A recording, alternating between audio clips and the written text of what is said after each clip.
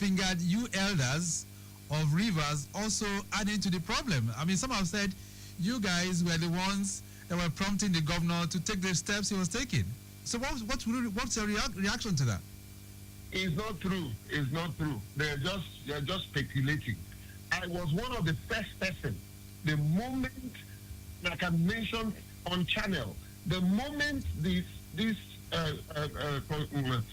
court order, the Supreme Court, right. My opening statement was, Father, you must obey the court order. I know you are a person who respects rule of law. I did not only stop at that. I flew to him. I was on his side when he was implementing these things, even to his humiliation. I was there when he left from government house to the state assembly quarters. You understand? So many people, even some of the people that are pointing accusing fingers, actually told him to do the right thing. Maybe, peradventure, he listened, and listening to us sometimes have run him into trouble. Right. You understand? Because any other person would have done otherwise. Okay, Let me say this to Wilson Wike: take the moral high ground and resign.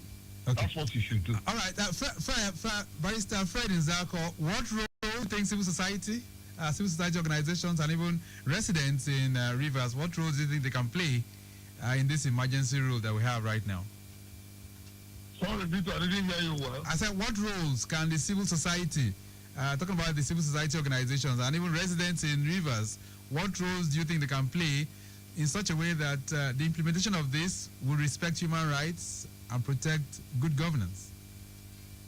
Well, the only role any meaningful person or organization can play now is to continue to obey the laws, continue to respect the rule of law, and continue to ensure that there is peace and and ensure that there is no volatility in River State. I mean, of course, that is what it is, and any other role will be to possibly approach the court for a definite judicial pronouncement on the illegality or otherwise of the declaration of state of emergency and the type of emergency that was declared, the type that has collapsed the democratic structures of the state.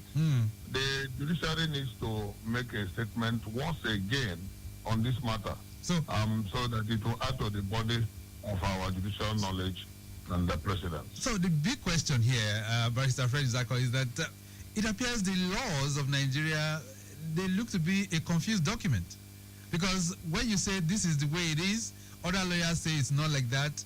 Do we have laws that are not straightforward or that are opaque? The law is straightforward. The implementers are approaching it with crooked hands. When you hold a straightforward instrument with a crooked hand and a crooked mind, it will look or appear crooked.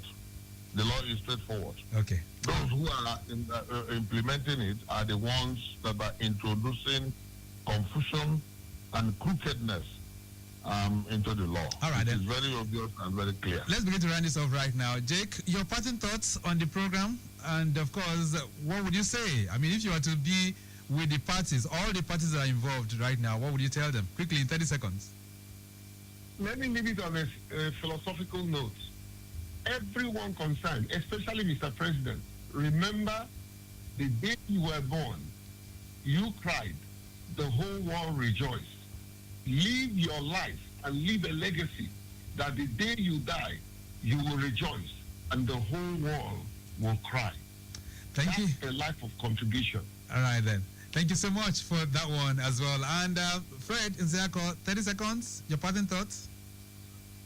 Let's obey the rule of law and build a country that will be livable, developing for the benefit of the future and benefit of the generation yet unborn.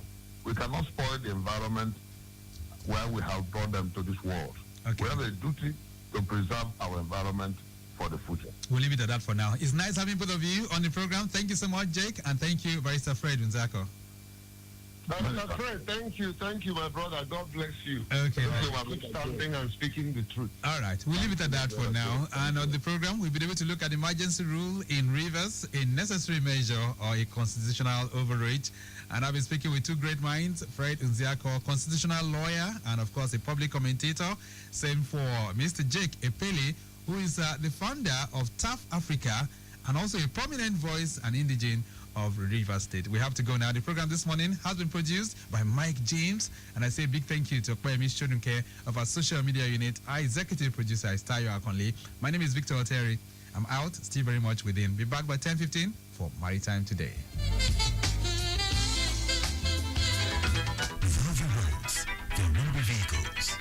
Without the roads, there will be the streetlights. Without the roads, there will